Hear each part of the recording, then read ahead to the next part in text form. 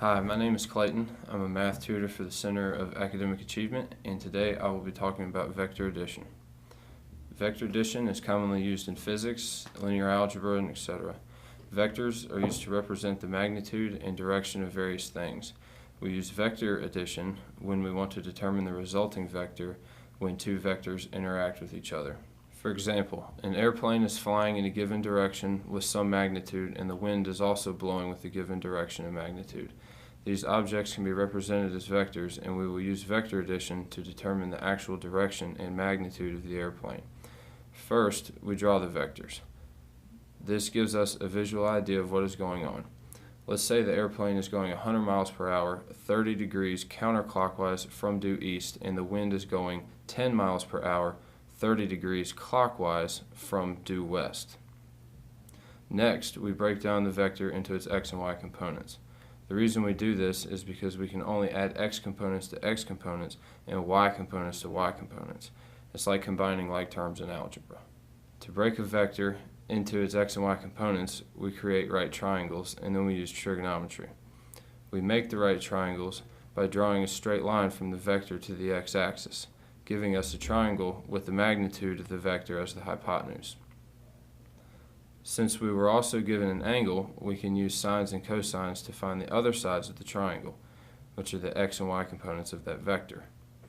Using sine, we'll find the y component, and using cosine, we'll find the x component. Sine of 30 degrees is YA over 100. Solving for YA, we get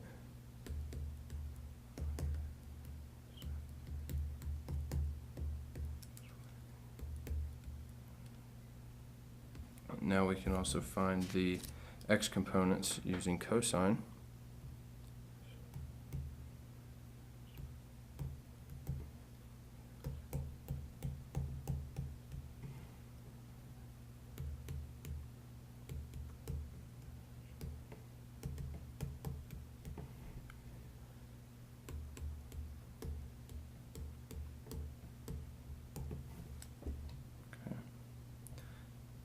Now we do that for the other vector as well.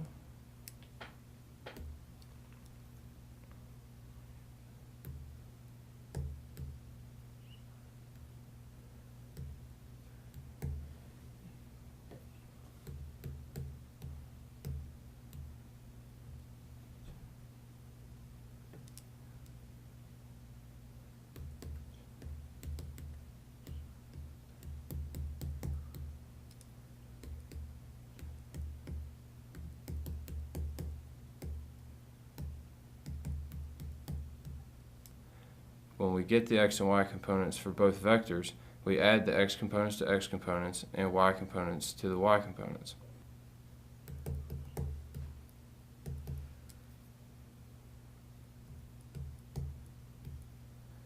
Notice, however, that our x direction on the wind is in the negative direction, so we need to make sure we put that negative sign with the value for that guy.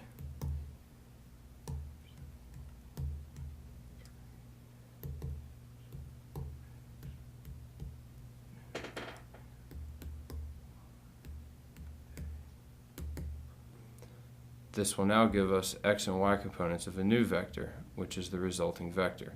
We can now draw a new triangle with these new components and use the Pythagorean theorem to find the hypotenuse, which is the magnitude of the resulting vector. Then, inverse trig functions are used to find the angle of the resulting vector. That is how to do vector addition. Thanks.